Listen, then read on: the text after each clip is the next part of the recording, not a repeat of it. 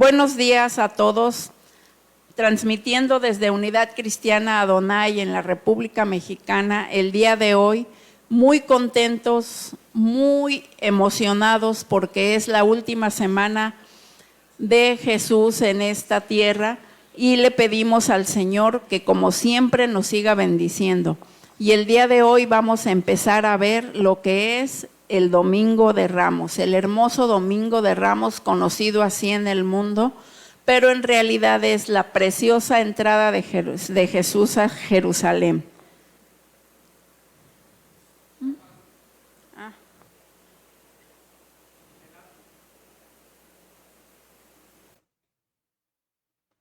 Bien, y miren que el Señor puso en mi corazón que esta predicación no se llamara Domingo de Ramos, porque vamos a reflexionar sobre otro punto de vista. Y esta predicación se va a llamar La paradoja de nuestra vida. Pero muchos de ustedes se van a preguntar, en realidad, ¿qué es una paradoja? Estamos en el primer día de la Semana Mayor, de la Semana Santa, o conocida como Domingo de Ramos. ¿Y qué es una paradoja en realidad? Una paradoja es dos ideas opuestas o contradictorias en un solo hecho. Un acontecimiento que tiene dos contradicciones que son totalmente opuestas, pero ambas se refieren al mismo hecho. Es lo que hoy vamos a hacer, un análisis, una reflexión que el Señor quiere que tomemos muy en cuenta en nuestra vida y sobre todo que quede grabada en nuestra mente y en nuestro corazón esta paradoja que vivimos día a día para que quitemos esa paradoja realmente y nos quedemos con lo que al Señor le agrada. Bien, vamos a empezar con el contexto, el famoso contexto en el cual se empieza a desarrollar esta nueva semana que es la última en que Jesús estaba. Jesús acababa de resucitar a Lázaro. Todo el ambiente en todo Israel era de algo más allá de lo que toda la gente había visto. Nunca jamás habían visto que alguien resucitara a un muerto. Y vaya que Lázaro estaba bien, pero bien muerto. Dice la palabra que hasta su olor era horrible, o sea, el cuerpo se estaba descomponiendo. Y ya llega Jesús y lo resucita. Veíamos el domingo pasado cómo es que Jesús se entera que Lázaro murió y tardó 3 días en ir a resucitarlo, cuando él pudo haber dejado todo y simple y sencillamente llegar y resucitarlo. Pero veíamos que Dios en su creatividad y en toda su manera bonita de ser, decidió esperar 3 días. ¿Por qué no lo resucitó luego? ¿O por qué no regresó un mes después que el cuerpo ya estuviera súper apestoso? Pues simple y sencillamente porque a él le plació que en 3 días lo iba a resucitar. Y el número 3 tiene un gran significado en lo que es la Biblia y la palabra de Dios, siempre representando al Padre, al Hijo y al Espíritu Santo, los 3 días para que se manifestara la gloria. Entonces, Jesús acababa de resucitar a Lázaro y se corrió la noticia, a pesar de que no había internet, ni celular, ni periódicos, ni radio. La noticia corrió por todos los territorios y la gente estaba impresionada y sorprendida.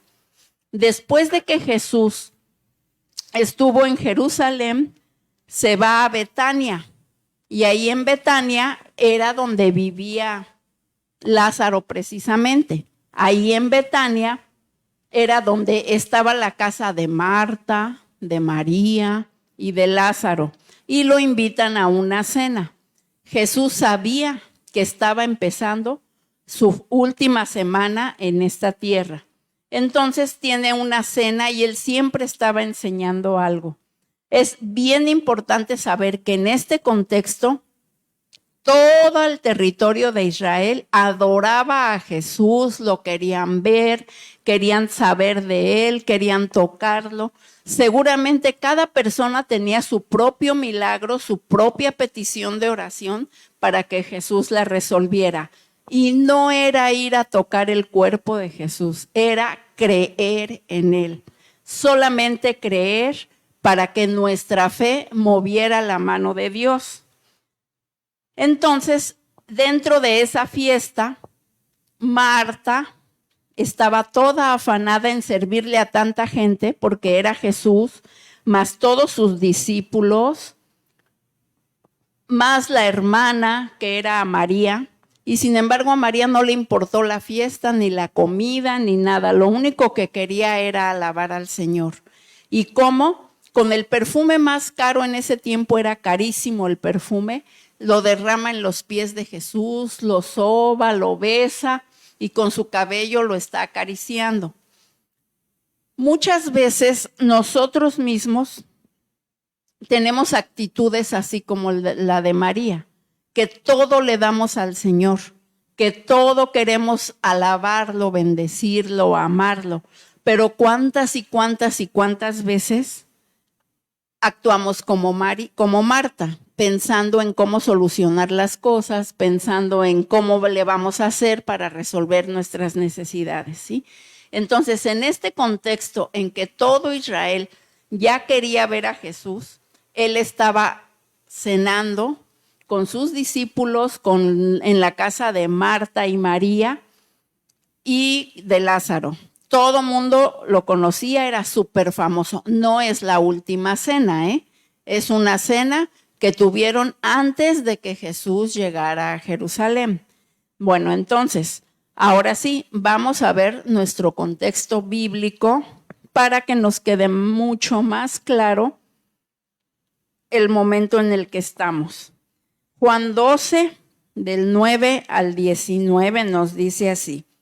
Gran multitud de los judíos supieron entonces que él estaba allí y vinieron, no solamente por causa de Jesús, sino también para ver a Lázaro, a quien había resucitado de los muertos.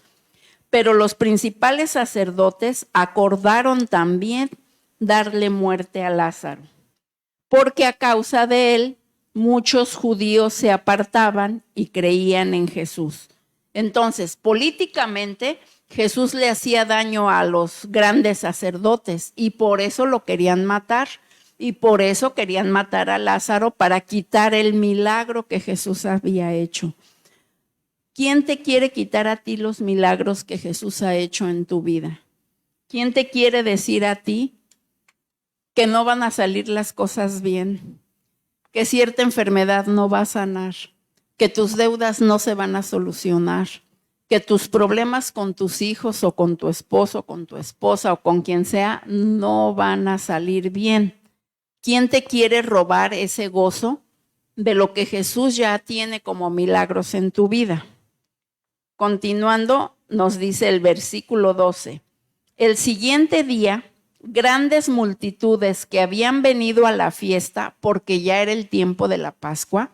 Recuerden que los judíos toda su vida han festejado la Pascua, que refleja la salida del pueblo de Israel en la esclavitud en Egipto. Cuando ellos salen, fue justo en el momento de las fiestas de las Pascuas. Entonces nos dice el versículo 13.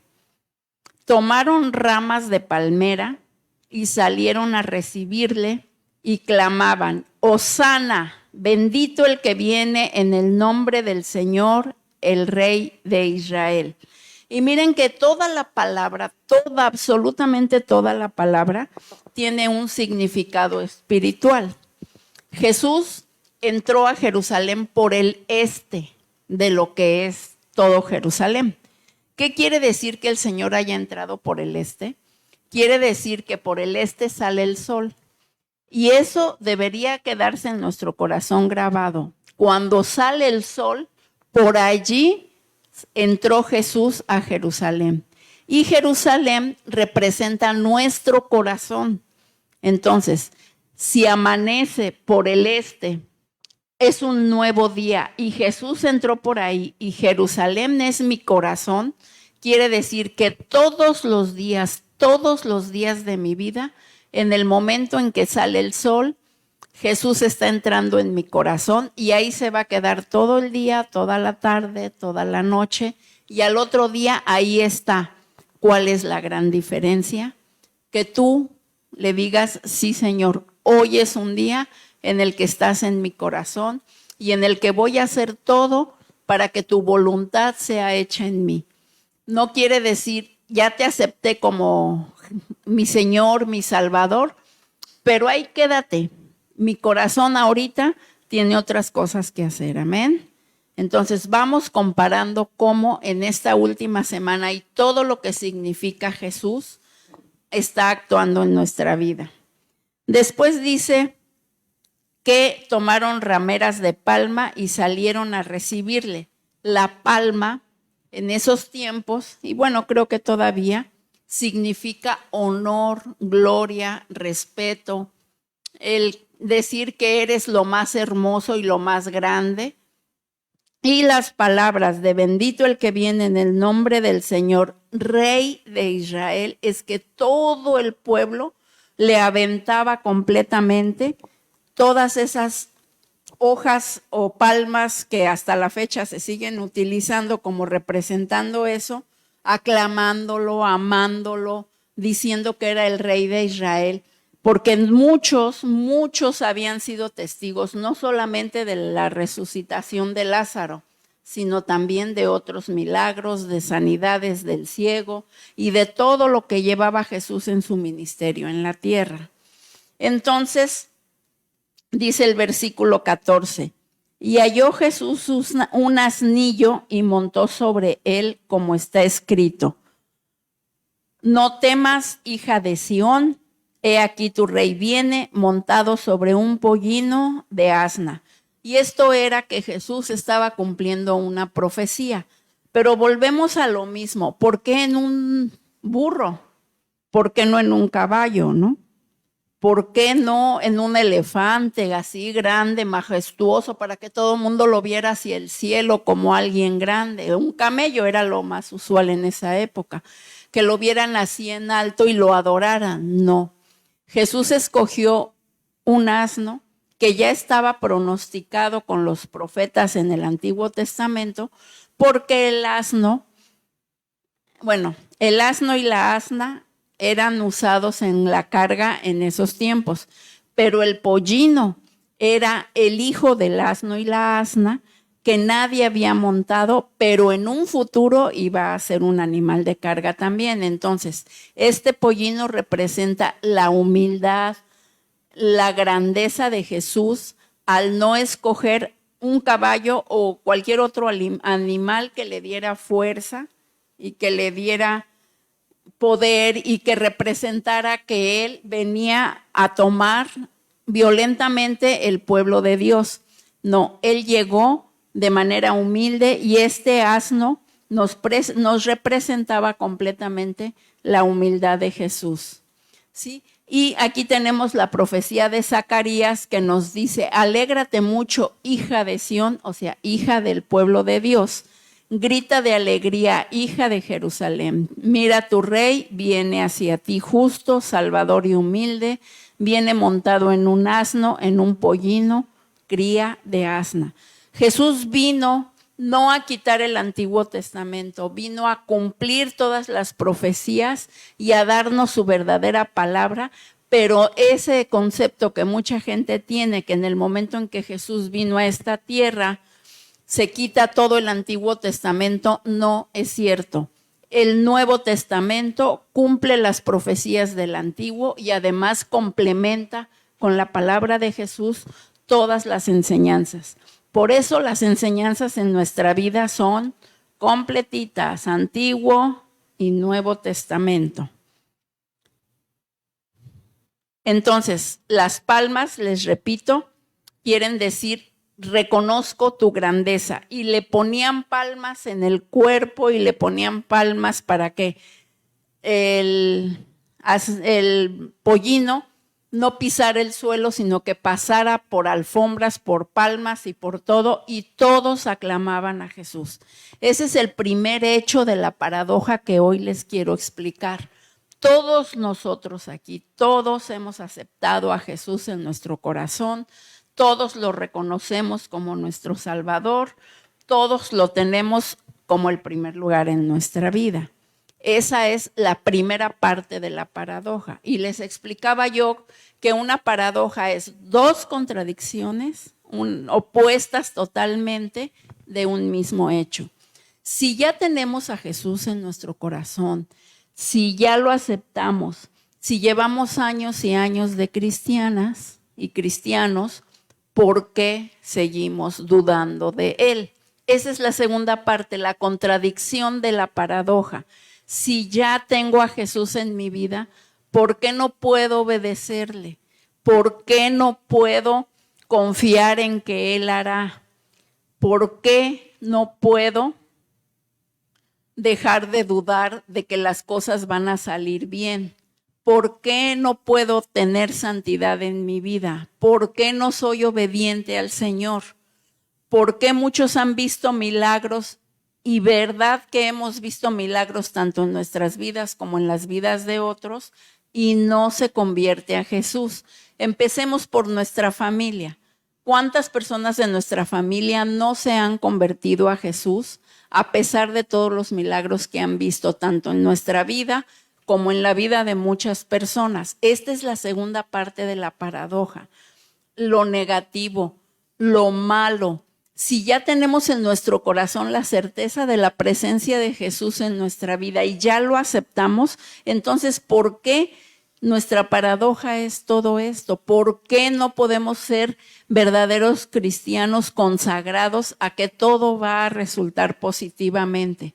¿Por qué creemos que Dios tiene la culpa de muchas cosas? Porque tenemos que reconocer que muchas y muchas veces pensamos que Dios tiene la culpa, no porque Él haya mandado las desgracias muchas ocasiones, porque a veces nos espanta pensar que Dios tiene la culpa, pero sí creemos que Él es culpable al no responder las oraciones como nosotros quisiéramos que las respondiera, o al no responder nuestras oraciones así en el momento en que nosotros lo deseamos, cuando todo es precisamente volver a la primera parte de la paradoja.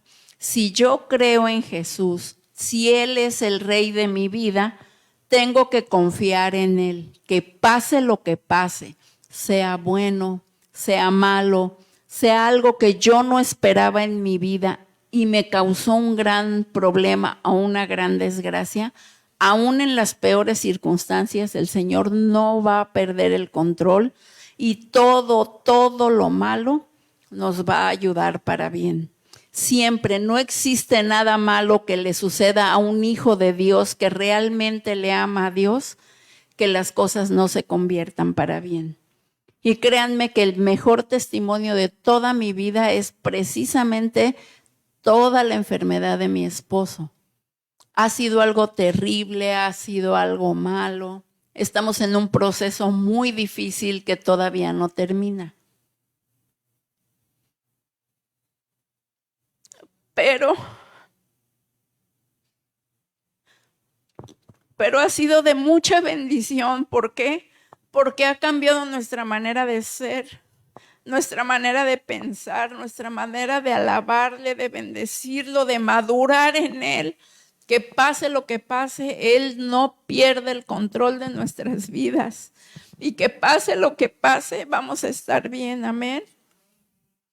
Entonces, ¿por qué un día alabamos a Jesús con todo nuestro corazón y le agradecemos todo, levantamos manos, alabamos y creemos, pero otros días pensamos que Jesús está muy ocupado y no me ama y Jesús no me puede dar todo lo que yo quisiera que mi vida se solucionara? Y se nos olvida que Él no nos prometió pura felicidad, ¿verdad? Se nos olvida que Él nos dijo que íbamos a pasar por muchas aflicciones, pero que Él ha vencido al mundo. Y eso yo lo creo, yo lo vivo. Créanme que no es lo mismo. Nunca va a ser lo mismo leerlo y entenderlo que vivirlo aquí, porque cuando lo vivimos aquí, nuestra vida cambia, porque nos damos cuenta que desperdiciamos mucho, mucho tiempo sin realmente buscar esa comunión con Dios. La última predicación que tuvo mi esposo hablaba de la intimidad con Dios. La última predicación que tuvo Doris también hablaba de la intimidad con Dios. Y esa intimidad es lo que hoy necesitamos como el inicio de esta hermosa Semana Santa, de este Domingo de Ramos, en que realmente estemos alabando y bendiciendo a Dios con todo nuestro corazón. Y se resuelva precisamente la paradoja de por qué si amamos a Dios, porque no creo que haya alguien sentado en este lugar y nadie de los que me están viendo que no ame a Dios. Pero vivimos en la constante duda o en la constante inquietud de que Él no responde o se tarda mucho en responder. Y finalmente nunca se nos acaban los problemas. Cuando no es una cosa, es otra y es otra y es otra. Se resuelve una y al rato viene otra. Y perdemos muchas veces por nuestras emociones la verdadera dimensión de lo que el Señor hace en nuestras vidas, ¿sí? Ahora, ¿cómo vamos a resolver esto? ¿Cómo le vamos a hacer?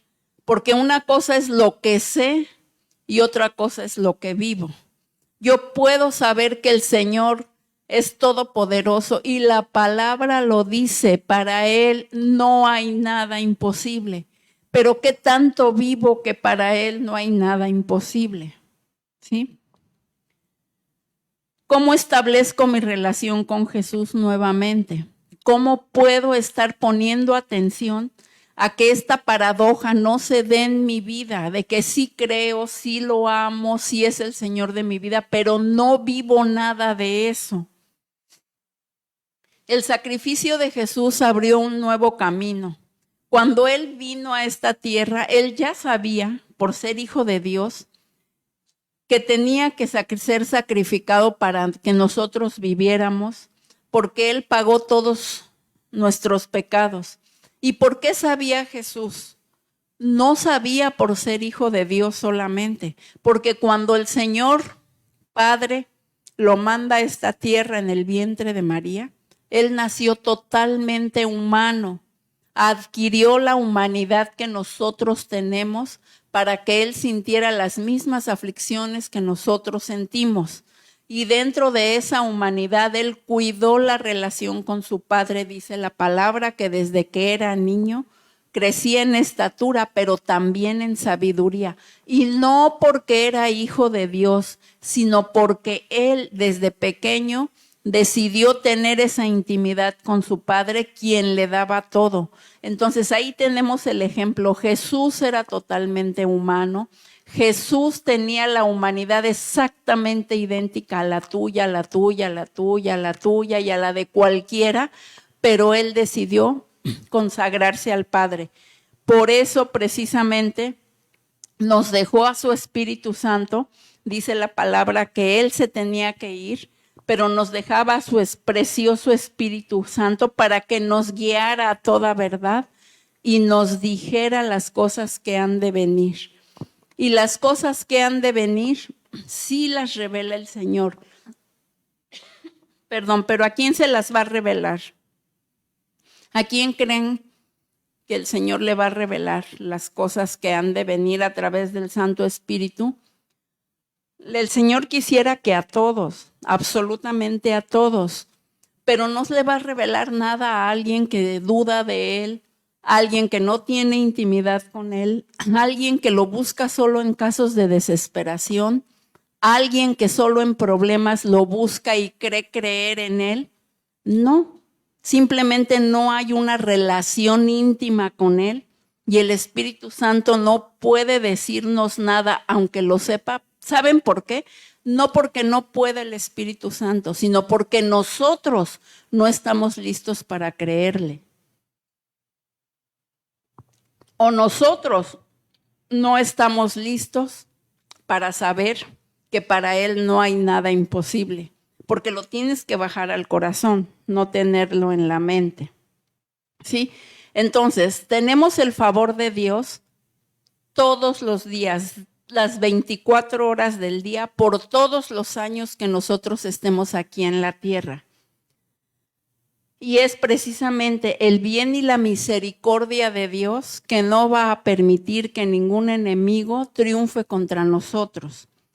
El favor de Dios, que es constante, que es completo, que es toda la vida, solamente va a permanecer en aquellos que tienen la verdadera intimidad con el Señor, porque por sí solos no podemos.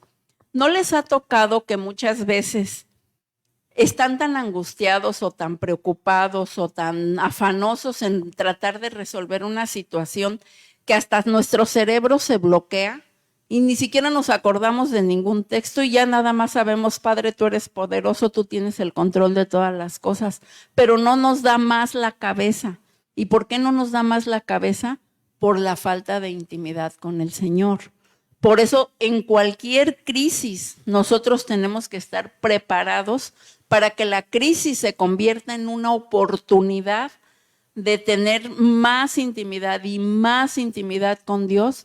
Y ahora sí, el Espíritu Santo nos muestre todo aquello que ha de venir y todo aquello que ha de suceder.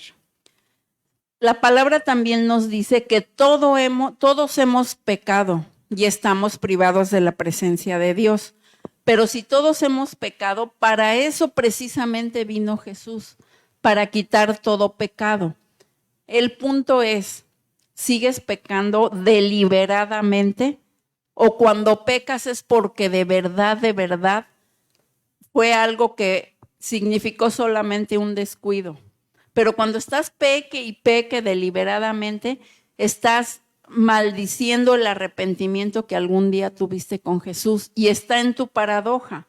Si sabemos que muchas cosas en la palabra, pero principalmente los 10 mandamientos que en el Antiguo Testamento el Señor le dio a Moisés, esos 10 mandamientos derivan de tantas y tantas enseñanzas, pero si no las estamos cumpliendo deliberadamente, un mandamiento que dice, no mentirás. ¿Y qué tanto deliberadamente mentimos y mentimos y mentimos y mentimos? Nosotros mismos con estos pecados nos estamos privando de la presencia de Dios.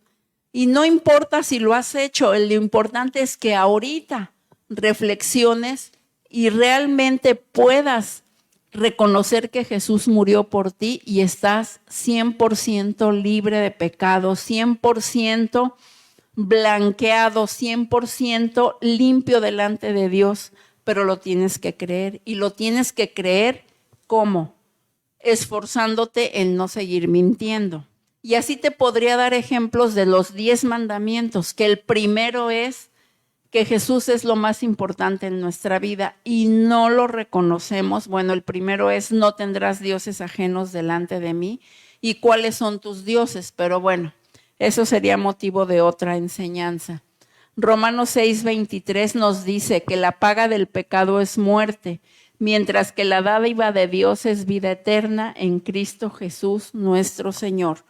Por eso un domingo de Ramos, un inicio de la Semana Santa, el primer día que Jesús entra a Jerusalén, todos le alabaron, todos lo reconocían, pero en unos días, y lo vamos a ver el próximo viernes, el viernes tenemos nuestro servicio, recuerden que es en la Semana Santa, nos reunimos aquí el viernes, vamos a ver cómo los mismitos que lo alabaron el domingo de Ramos, exactamente los mismos, quieren matarlo desde el jueves en la noche y todo el viernes, y estaban felices de que iba a ser crucificado.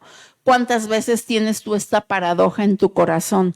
Por un lado le amas y le alabas, pero con tu conducta estás en la paradoja de qué bueno que lo sacrificaron, pero a la mala, ¿no?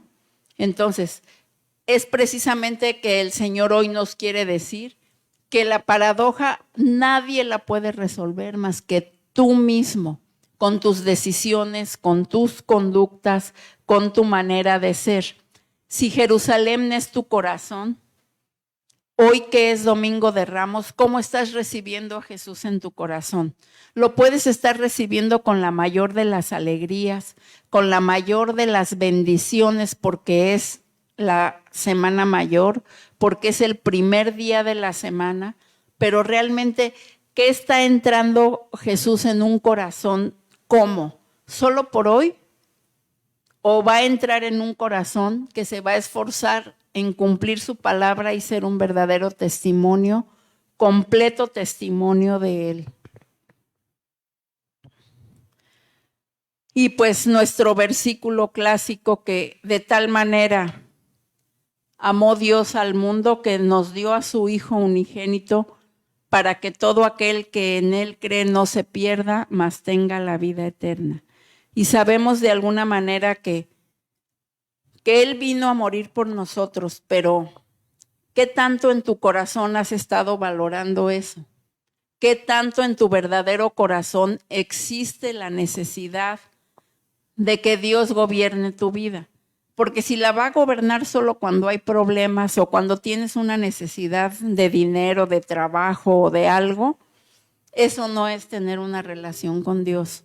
Tener una relación con Dios es día a día saber que en tu corazón está reinando y que tú ya quitaste la paradoja de que no crees, de que dudas, de que las cosas no van a salir bien, de que Él no responde las oraciones, de que Él no te ama porque está muy ocupado con otras cosas. Todo eso es parte de tu paradoja. Crees, pero no crees. Es el mismo hecho que Jesús hoy está entrando al corazón tuyo y que ha entrado desde hace muchos años para todos los que estamos aquí, pero que en realidad, ¿qué has hecho tantos años para cumplir esa intimidad que Él quisiera tener contigo? ¿Sí? Porque Dios no envió a su Hijo para condenarnos, sino para salvarnos. Y yo creo que todos recitamos esto, ¿no? Que Jesús murió por mí.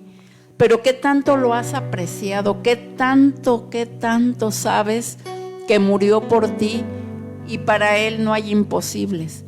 ¿Qué tanto realmente lo vives así?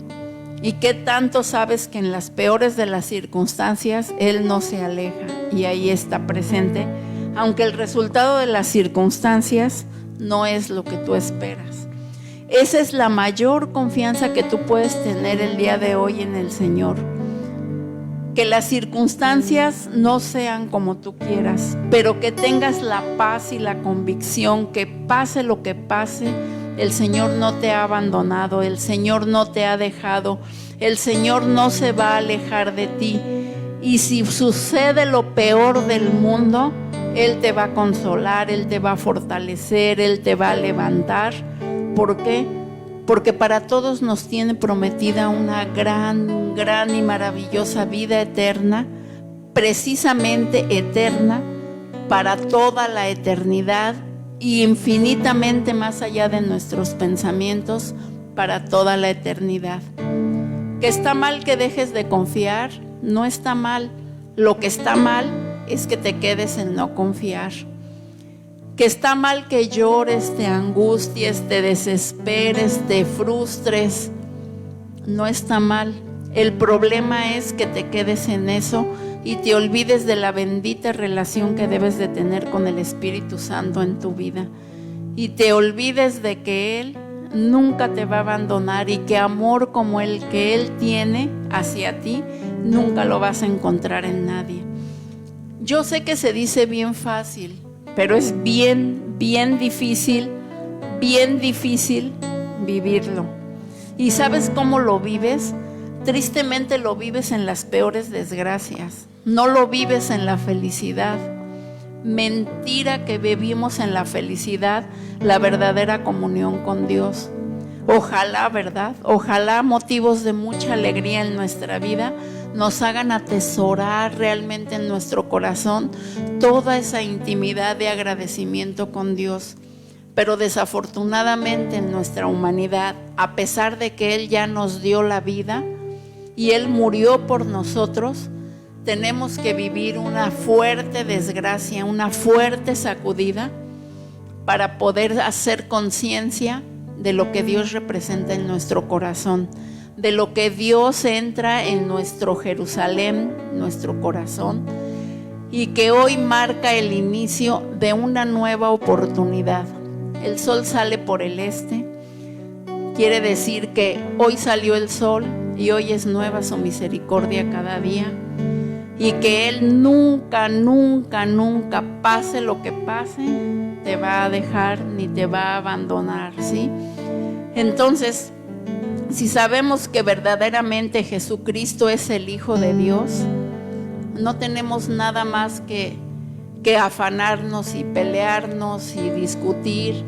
Y fíjense que ahora que he vivido tanto el problema de salud de mi esposo, yo le doy gracias a Dios por todas las enseñanzas y tengo la seguridad, la paz y la certeza de que Él lo va a levantar.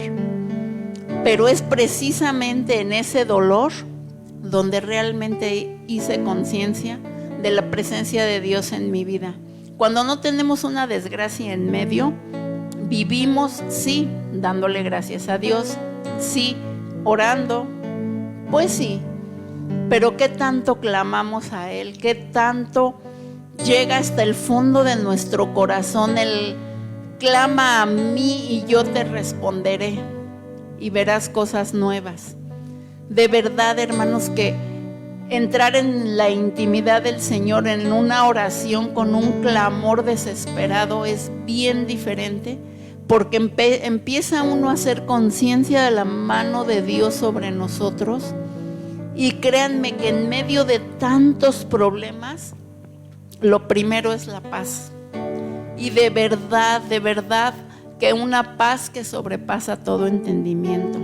Una paz en la que no hay nada en este mundo que me quite mi paz, sobresaliendo a todo problema, sobresaliendo a todo. Soy humana y también lloro, ¿verdad?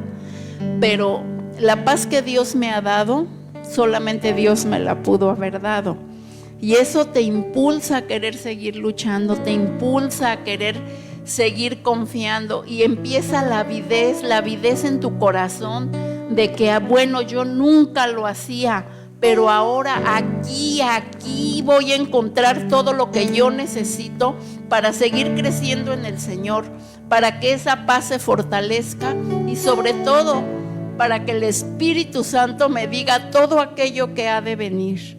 Y no como un afán de quiero ver mi futuro, no, como un afán de todo lo que es el conocer la mano de Dios en nuestras vidas. Amén, amén, amén. Les quiero transmitir esto, que hoy esta paradoja tan terrible que yo viví muchos años, de saber que Él me rescató, del saber que yo tenía la edad de 24 años cuando decidí aceptar a Cristo, y que ahora voy a cumplir 59, y que puedo decir que mi relación con Dios realmente empezó cuando mi esposo se agravó tanto y yo creí que se iba. O sea, no es posible que he vivido y hemos vivido como familia toda la vida amando a Dios, sí, que hemos vivido aquí predicando, levantando, alabando, sí, pero esta comunión con Dios, solamente una desgracia tan grande me dio la paz para seguir buscando al Señor, ¿sí? Para tener esa intimidad de la que mi esposo nos hablaba y no viviendo por vivir. Créanme que ahora me duele en el fondo de mi corazón desperdiciar mi tiempo en cosas que no me edifican, pero hay que vivir la intimidad precisamente con el Señor, y el verdadero Dios es el que nos da precisamente la vida eterna, ¿sí? Y el Espíritu Santo se quedó precisamente cuando Jesús se fue a sentar a la diestra del Padre, pero también recordemos que los tres son uno solo. Entonces, si tenemos al Espíritu, tenemos al Padre, tenemos al Hijo, y Él siempre nos va a estar recordando. Y ahora nuestra oración va a ser diferente. ¿Por qué? Porque el Espíritu Santo nos va a guiar a todo lo que tenemos que decir. Y créanme que empieza verdaderamente a fluir lo que por años estudié, lo que por años leí, pero que no había atesorado en mi corazón. No tiene precio, de verdad, no tiene precio todo esto. Y aquí nos dice Juan 16:13, pero cuando viniere aquel Espíritu de verdad, Él los guiará a toda verdad, porque no hablará de sí mismo, sino que hablará todo lo que oyere y nos hará saber las cosas que han de venir. Y nos va a hacer saber las cosas que han de venir, llenos de la paz de Dios. Pónganse en pie, por favor.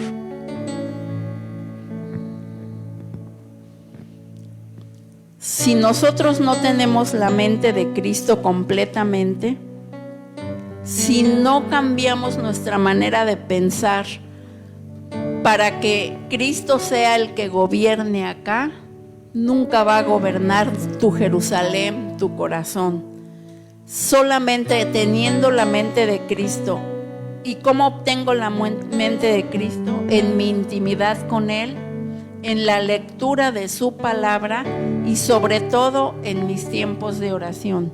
Entonces, la mente de Cristo, cuando yo la adquiero, de mi boca fluye la mente de Cristo, de mis hechos fluye la mente de Cristo. Y podemos resbalar, sí, porque no hay nadie perfecto, pero siempre vamos a estar con un corazón totalmente arrepentido y con un corazón que va a clamar a Él en todo momento. Entonces, hermano, cierra tus ojos y vamos a orar. Padre bendito, maravilloso, gracias, Señor, por este inicio de la Semana Mayor, Señor, de tu Semana Santa, conocida en el mundo como Santa, Señor, porque vimos cumplida tu voluntad tal como tú lo habías dicho, Señor. Gracias te damos porque hoy aprendimos, Señor, que tú entras en nuestro corazón de manera alegre, de manera hermosa, Señor, cuando nosotros te recibimos por primera vez, te aclamamos, te bendecimos, nos sentimos nuevas criaturas porque tú entraste a Jerusalén como un domingo de Ramos, entraste a nuestro corazón que es Jerusalén para que todo aquello que tú hacías de milagros, para que tu sola presencia reinara en nuestra vida. Pero después caímos en la paradoja de empezar a dudar, Señor, sabiendo el hecho de que tú ya estabas en nuestro corazón.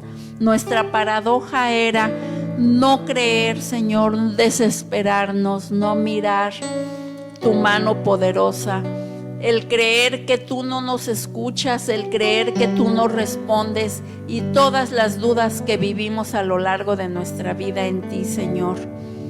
Pero hoy, Señor, te declaramos en el nombre de Jesús, Señor, que hoy es un nuevo día, Señor, una nueva esperanza en el que nuestro corazón se llena de ti precisamente, en el que nuestro corazón te recibe, Señor, con un cambio de actitud, con la mente de Cristo, Señor, para que de nuestra mente y de nuestro corazón fluya ser verdaderos testimonios tuyos, Señor, y no estar perdiendo el tiempo en cosas que no edifican.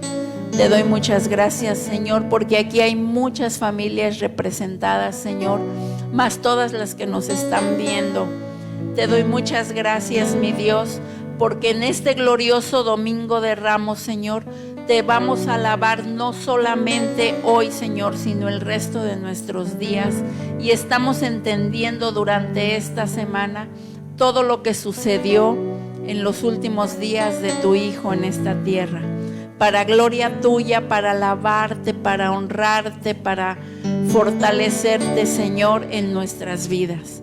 Gracias, Señor, en el hermoso nombre de Jesús. Amén y amén. Hermanos,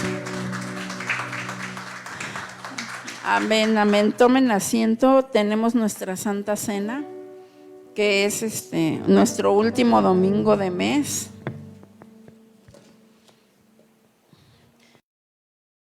Por favor, si las tienen, y si no, por favor, me proyectan la cita, 1 Corintios 11, 24.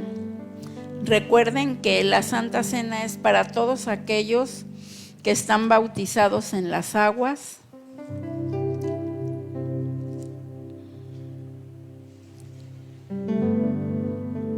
Primera de Corintios 11:24.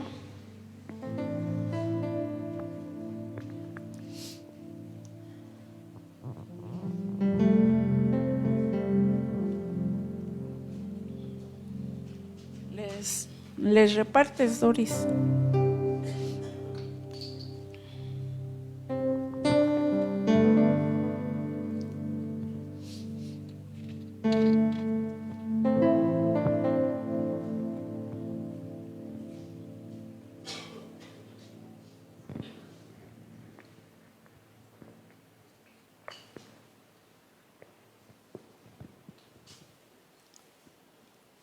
Carmen.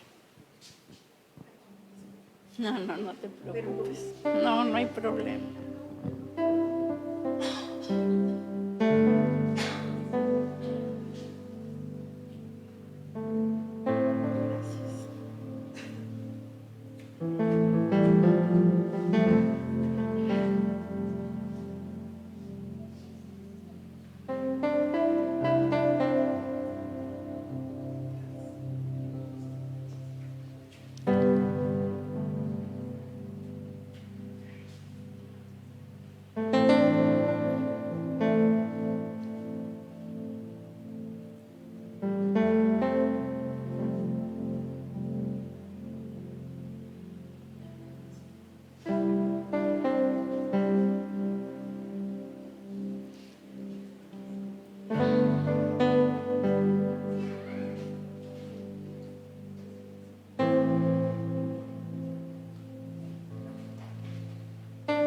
Desde el 23 a mí, por favor.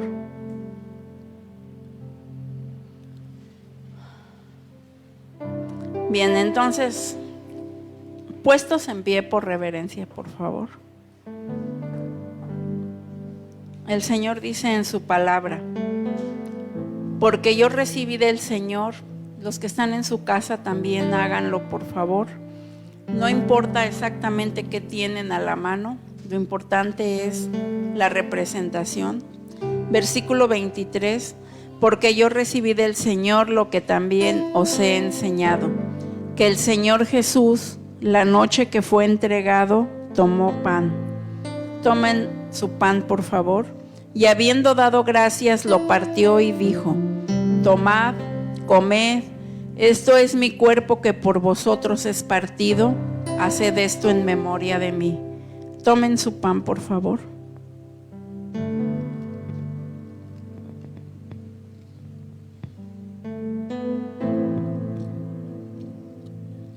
Asimismo, también tomó la copa después de haber cenado, diciendo: esta copa es el nuevo pacto en mi sangre.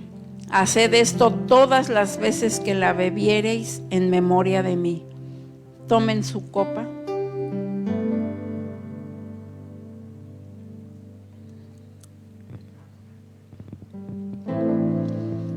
Así pues, todas las veces que comiereis este pan y bebiereis esta copa, la muerte del Señor anunciáis hasta que Él venga. Y dice el versículo 27: de manera que cualquiera que comiere este pan o bebiere esta copa del Señor indignamente, será culpado del cuerpo y de la sangre del Señor.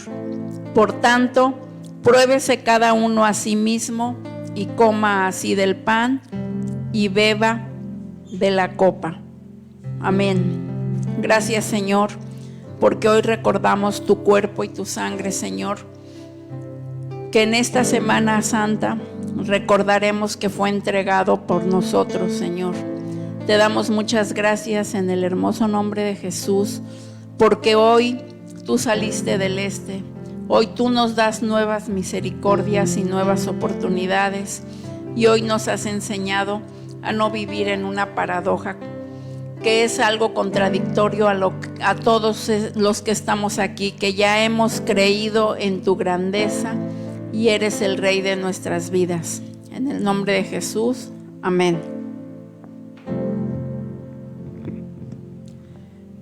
Gracias, Señor.